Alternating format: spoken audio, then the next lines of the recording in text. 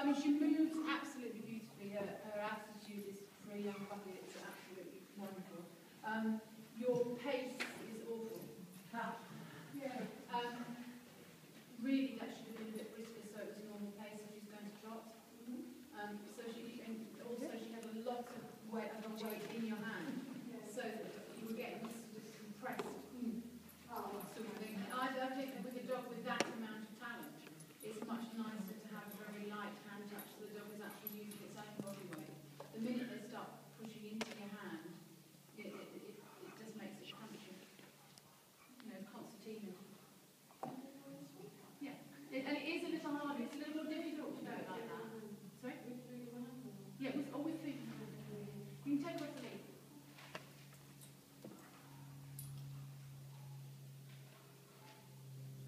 She's got a really clever face, hasn't she? Look.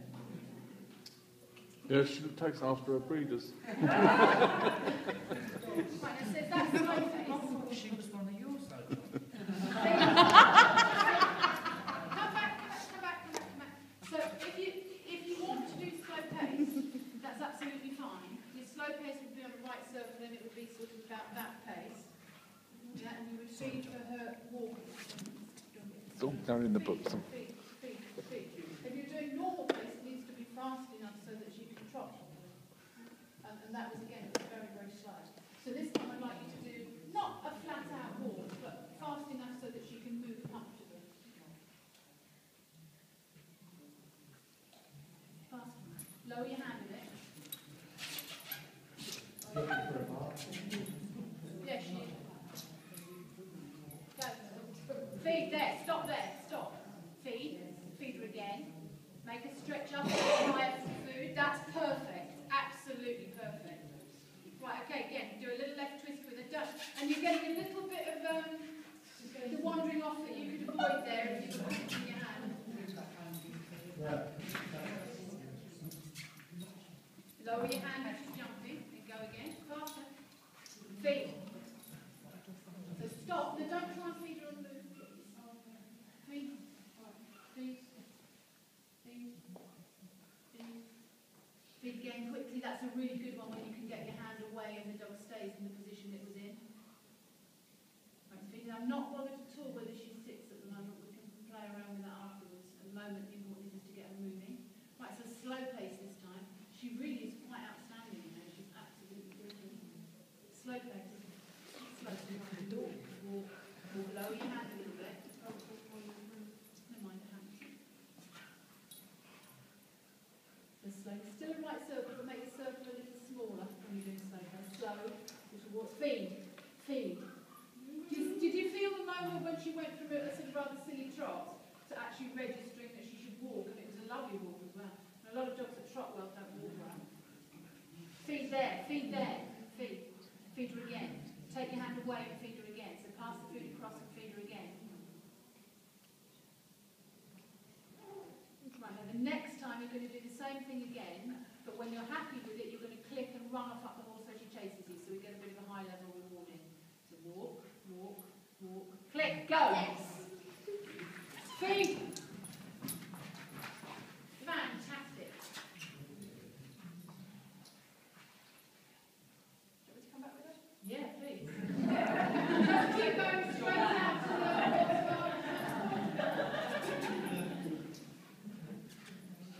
Right, so remember your base movement, just stop for a second. Which direction is your base heel work movement? A right circle. A right circle is the be all and end all of the heel work position. So the right circle you start off with. Then I would do straight lines and turns, and then I would do a left circle. So always like that all day. Stop. Horrid. Was that slow pace or normal pace? Decide what you're going to do before you start, and then feed there. That's a beautiful shape. Look at the shape of that dog. Feed there. You need to bring more of these. Beautiful. Right, normal pace. So it'd be brisk from the first step. Go. Touch your nose. You're too slow. Way too slow. Lower your hand a tiny bit. There. Click. Good. Okay. You can just release it for a second. You can throw a piece of food for her and give her a tug even more. Make sure when you throw food it doesn't fall into bits. Yeah. The truth of your food is really important. What was I going to say? Have you started bringing her in close yet? Let's see that. And what pace will this be at? What pace will this be at? Trick question. It will be slow. Absolutely right. Absolutely right.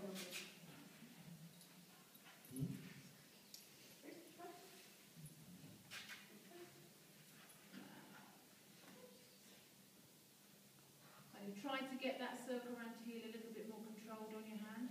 But apart, I mean, she did it. It was lovely. So I'm only being she's down because I'm jealous. You'll never do anything with this dog. That should be on your nose, on her nose, so you help her get it right. The thing you have to remember is that because you've done a little bit of work out wide, doesn't mean to say the dog knows anything at all about heel working close. So when you start your heel working close, you treat it as if it's a completely and utterly new exercise. And the same thing happens when you go from slow to normal as well. A lot of people get stuck on that. Feed. So what you're doing is, if you just stop it for a second, just put your hand in the collar so we talk for a minute.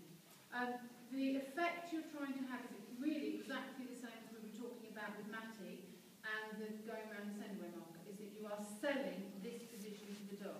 Get to this position, get to this position, get to this position, feed, feed, feed, feed, feed. Sell this position. So it becomes obsessed with trying to get into that position.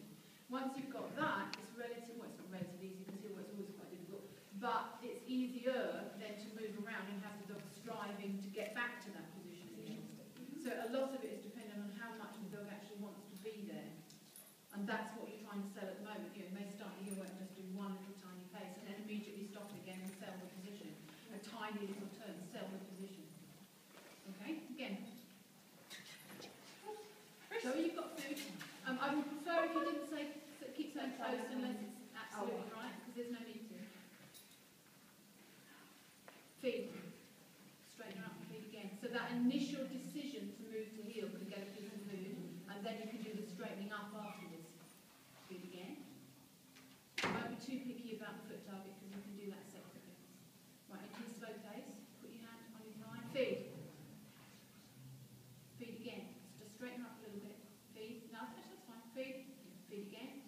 If you feed her against your leg, it will be better than head against your leg. Okay, right turn. Feed. Go again.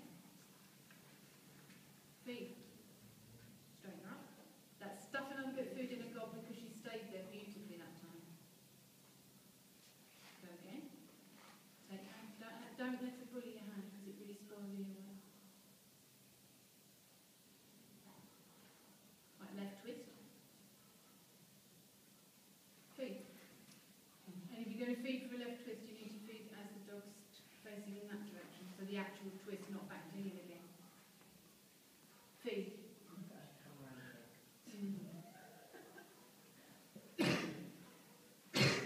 Again, your hand whipped away and left her in no man's land. If you're doing the hand cue, she should be on your hand all the time.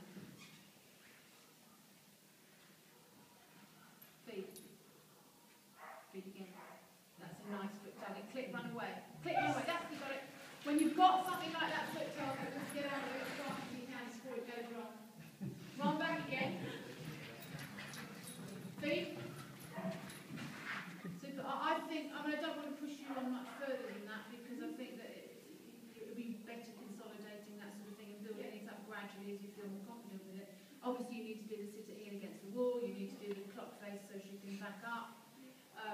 But wow, I tell you what, can we put the centre marker out again and see if she can remember from yesterday? What did you say to her yesterday? Okay. Yes, can we just give it a go? I don't think she'll do it. But I know she will. I don't think she'll do it now she's done that heel work, but I'm just really curious to see how good she is. I don't want her to see it go out. So just kiss her or something.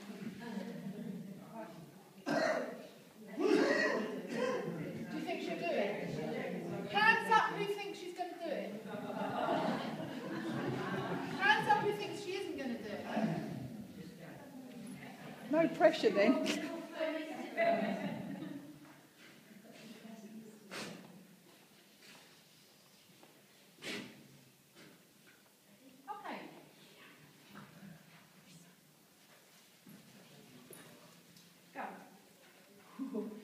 handle that really badly.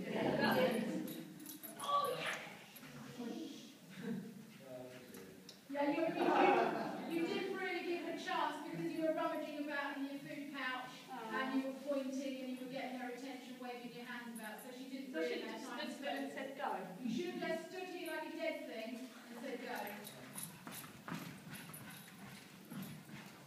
But stand still. Go. Get out there yourself, because she has forgotten.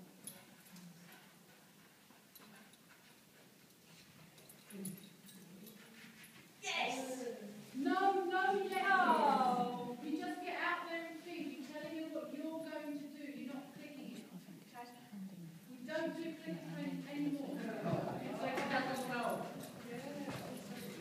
Right, don't rummage. Okay? You should have had the food already ready. Preparation. Now you click. Good! Yes! Woo! Woo! Brilliant. Why don't you get No, stop. No, no, because you're waving your hands, you're giving commands, and she doesn't know what you're doing. All this is just by luck at the moment. Wait. You should have clicked it. Do you remember what I said about dog trainers should be pessimists? That was an example of that. You're being way too optimistic with this dog. You always should assume. No, it's not. You ought to be safe, and this is like an incredibly valuable public. You should be assuming that it's going to go bad. What damage can be done to this dog? What can I avoid going wrong? Yes, you need to protect her enormously. It's just so easy. If you make the wrong decisions on the training, you just blow everyone off and you end up scraping around together again, and that would be a terrible comment. So be very protective of that. Carefully sort it out. Ask yourself what could go wrong. What are the possible consequences of doing this with time. Just be very careful. There's no rush. You've got years of training, so it's fine. And she's worked every minute into it. John, you done a nice job with them before she left you. Yeah, I know. It's all the training. So you are training for John, yes? Yeah, you're lucky. I'd like to train that. I bet you would. You'd like to